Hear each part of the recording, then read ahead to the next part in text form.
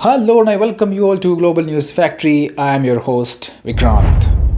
What could be the single biggest humiliation for Trump? A man who has been begging, pleading, and practically salivating for the Nobel Peace Prize. It would be if someone else, some other world leader, actually managed to end the Russia Ukraine war and walk away with the blessings of millions of peace lovers. That, my friends, would not just be an embarrassment, that would be Trump's personal tragedy. Now imagine the cherry on that humiliation cake. What if that man to pull it off is not Ursula von der Leyen, is not Macron, is not even UK's Starmer, but India's very own Narendra Modi? Yes, the same Modi who Trump once tried to bully with oil tariffs, the same Modi who refused to dump Russia, the same Modi who told Washington politely but firmly, "Thanks for your advice, but we will do it our own way."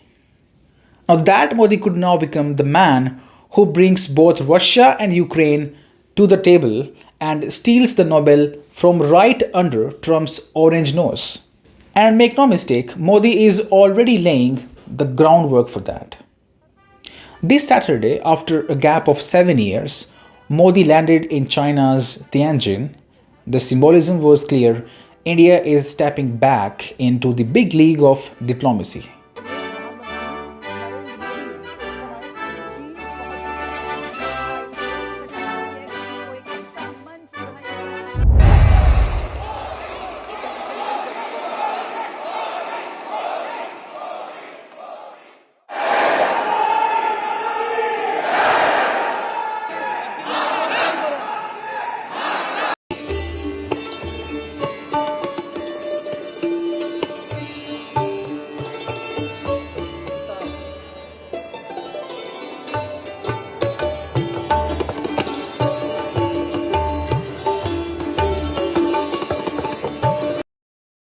His first act there? A phone call with the green t shirt. Ukraine's Zelensky, of course. And tomorrow, Modi is not just shaking hands with Xi Jinping, he is also going to meet Russia's President Vladimir Putin. Before the Putin handshake, the Zelensky call. That is not coincidence, that is choreography. That is India carefully planting the seeds of a peace process.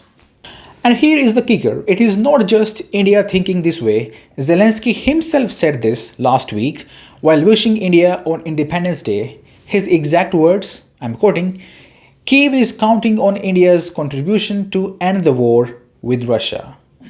Translation, we trust India completely. And Russia?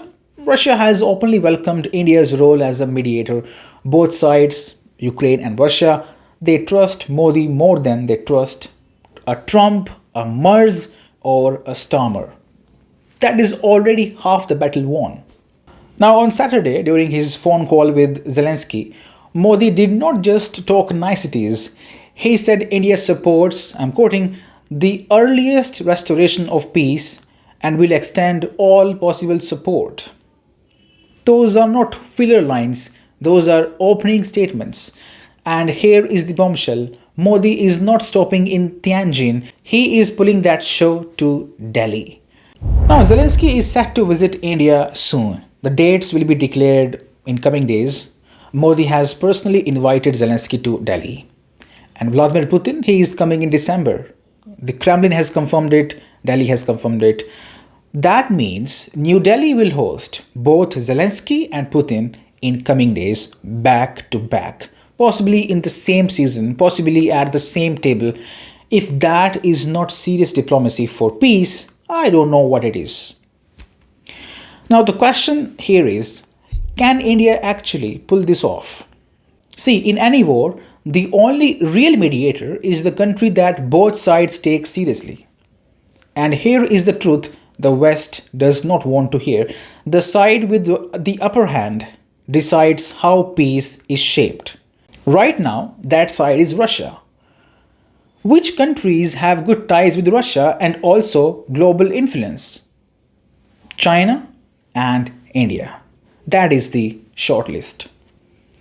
India can talk straight, no moral lectures, no fake promises, no EU style tantrums, no MIC contractors whispering, "Don't stop the war, we are making money." India can look at both Kiev and Moscow and say, "Here is the deal, take it or leave it." That's why Delhi's mediation could work. It would not drag on for years, for months. It will either click fast or collapse fast. Either way, no time wasted. Now imagine, really imagine if Modi pulls it off. If India ends a war that America and NATO fail to stop. Trump's face would be priceless. A man who begged the Nobel Committee to give him a prize for shaking Kim Jong un's hand would have to watch Modi walk up to Oslo and collect the golden medal. A Hindu nationalist from Delhi, a PM of a dead economy, outsmarting Washington's entire foreign policy machine, becoming the face of global peace. The irony writes itself. Trump, the self proclaimed greatest deal maker of the century, losing the deal of the century to Modi.